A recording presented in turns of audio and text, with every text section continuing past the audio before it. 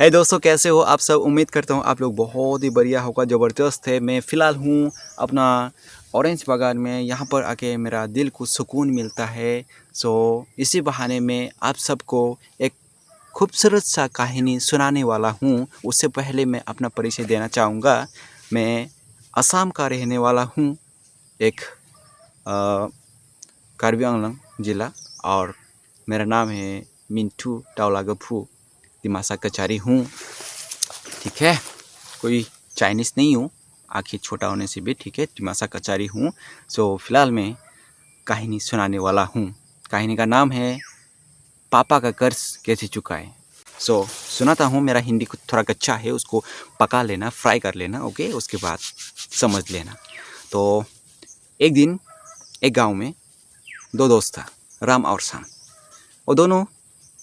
वो दोनों का घर परिस्थिति हालत थोड़ा ख़राब था, फिर भी मम्मी पापा उन दोनों को स्कूल भेजता ताकि उन दोनों का लाइफ अच्छी हो, बढ़िया हो। हम सबका मम्मी पापा यही चाहता है कि हमारा लाइफ अच्छा हो।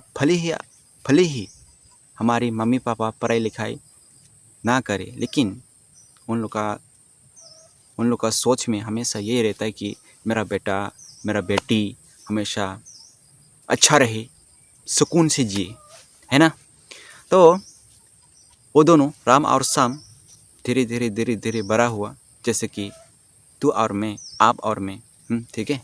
तो धीरे धीरे बड़ा हुआ, जवान हुआ, फिर कॉलेज से स्कूल जाने लगा।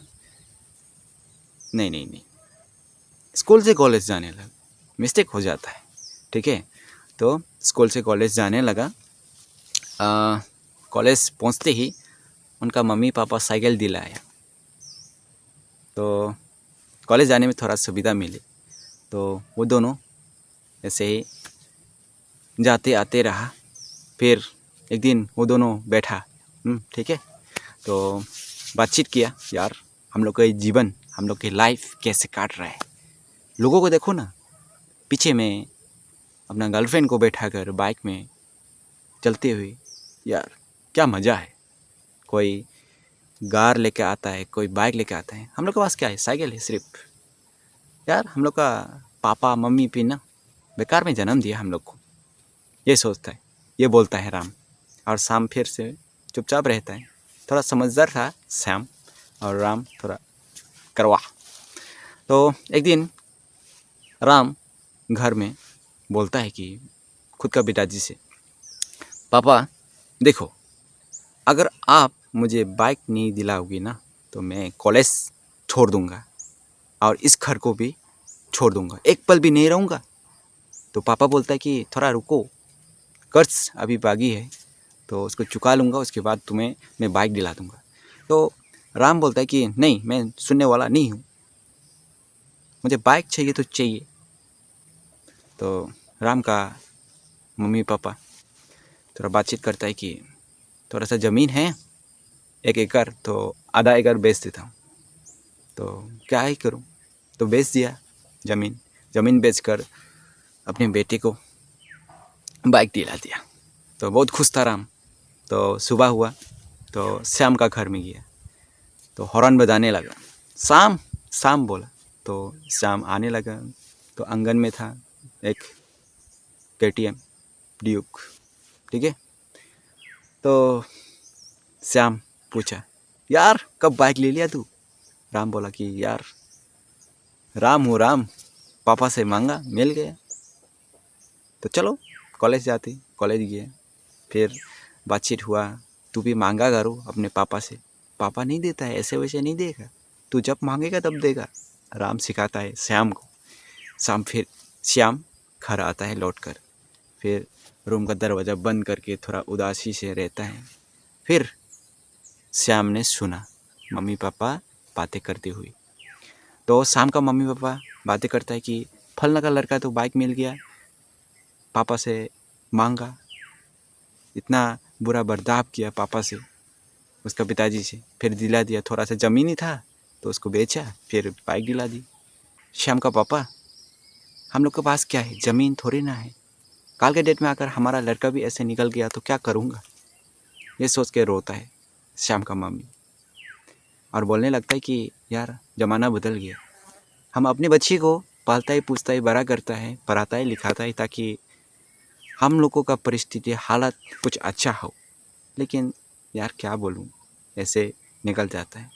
कल के डेट में अगर हमारा लड़का भी ऐसे हुआ तो जीते जी मर जाऊँगा। ये सुन के श्याम समझ गया कि हमारा मम्मी पापा कितना कष्ट करता है हम लोग के लिए, पढ़ाता है, लिखाता है, खुद का सपना भूल कर हमारी सपना पूरा करता है। तो सुबह हुआ तो एक घर का कोने में एक डायरी मिला शाम को। वो किसी का नहीं था, खुद का पिताजी का था डायरी। तो उस डायरी में लिखा था कि dreams, my dreams, Royal Enfield bike. पहले पन्ना में लिखा था, तो आखिरी पन्ना में देखा कि मेरा सपना तो सपना ही रह गया। खैर कोई बात नहीं, मेरा बेटा जो श्याम है वो हमारा ड्रीम्स पूरा करेगा एक दिन एक दिन, ये लिखा हुआ था लास्ट पन्ना में। उसको देखने के बाद श्याम दिन रात मेहनत करते गया। फिर एक दिन कलेक्टर बन गया। कलेक्टर बनने के बाद पहले सैलरी से अपने पापा को रॉयल इनफिट बाइक दिलाया। तो पापा बहुत खुश था, वो भी दिवाली के समय पर, ठीक है।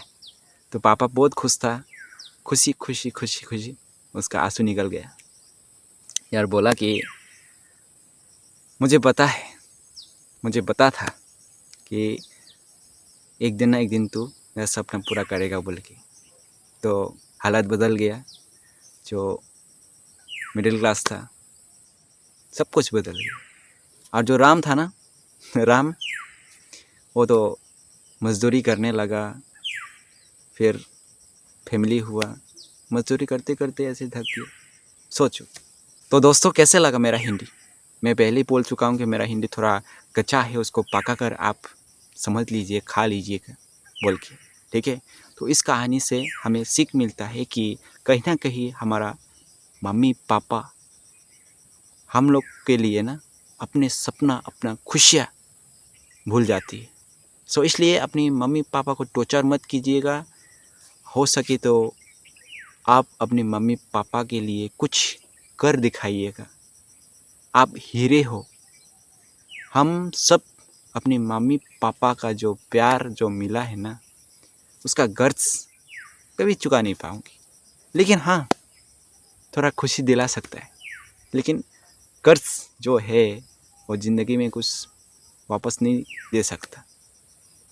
सो कहानी अच्छी लगी तो मेरे चैनल को सब्सक्राइब करना, सपोर्ट करना भाई समझ के। सो मेरा कहानी यहाँ पर ख़त्म हुआ। अगर अच्छा लगा तो लाइक और सब्सक्राइब कर देना, अगर नहीं लगा तो डिसलाइक कर देना, कोई बात नहीं, ठीक है। तो आखिरी बार मैं कहना चाहूँगा, अपने मम्मी पापा को खुश रखिए और अपने मम्मी पापा का सपना पूरा करने में लग जाइएगा। और हाँ, सबको मेरे तरफ से हैप्पी हैप्पी हैप्पी दिवाली। खुशियाँ बांटिए, खुशियाँ छीनो मत, अपने मम्मी पापा का खुशियाँ बांटिए, ठीक है। तो फिर मिलेंगे नेक्स्ट वीडियो में। तो खुशियाँ मनाइए, हैप्पी दिवाली। ओ टाटा।